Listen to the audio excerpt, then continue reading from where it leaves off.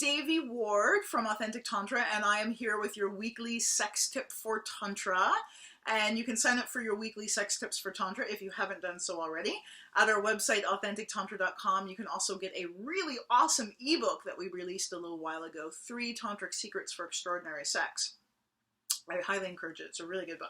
So today I'm going to share with you 3 Tantric tips for communicating during sex. So this is a really big issue because we don't receive any education in modern sex education in schools and that sort of thing about how to actually talk about our pleasure during the act of pleasure. And so this leaves us kind of fumbling and bumbling around in the dark, not quite sure if we're doing it right or wrong, concerned that we're going to hurt each other's feelings if we start talking about what's working, what isn't working, and it leaves a lot of people feeling really dissatisfied and really unfulfilled sexually.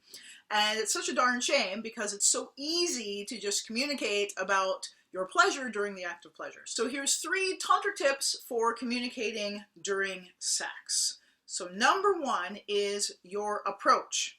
Okay? So sex is a team sport and you're on the same team. You and your partner are both, you're about to play the game of sex.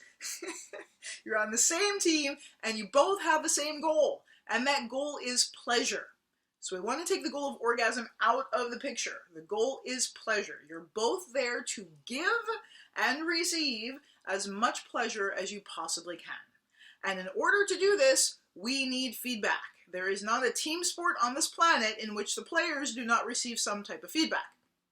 And so when it comes to the bedroom, the best type of feedback we can give each other are actual words. So not contortions, not moans, not arches, not taps on the head. Those are effective or can be effective to a degree, but if we use our words and say, yes, I like that, that feels good, then our partner knows in no uncertain terms that what they're doing is working. And that's what we want. We want no uncertain terms, no guesswork involved. Number 2 is appreciation. So often when I broach this topic of communicating during sex, the first thing people ask me is, well, how do I tell my partner what I don't like?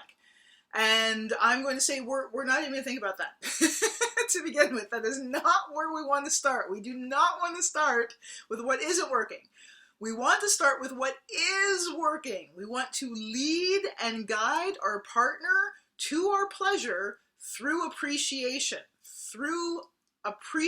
and verbally expressing what is working and what might work even better. For example, if I'm giving my partner pleasure in some way, orally, manually, with my foot, however it's working, he says to me, that feels really good. I really like that. I'm going to keep doing more of that. I'm not going to stop. And I'm also going to be curious about what might feel even better. Right? So if we start communicating verbally with our partner about what feels nice, what feels good, that's a lot less scary than having to enter into this really deep conversation about what we don't like. Let's guide through pleasure. And the more we focus on pleasure, the more our partners are going to want to do that thing that's bringing us pleasure and less of that thing that isn't bringing us pleasure. Now, that doesn't mean to say that we won't ever say something that we don't like, but we want to start with what is working and gently ease to what isn't so great in comparison. And number 3 is kindness. So we want to always keep in mind that sex is really vulnerable. We're in a really vulnerable position with our partner. It can be scary. And communicating about our pleasure can be scary. And receiving a communication about what you might not be doing right or what you could do better can be really scary.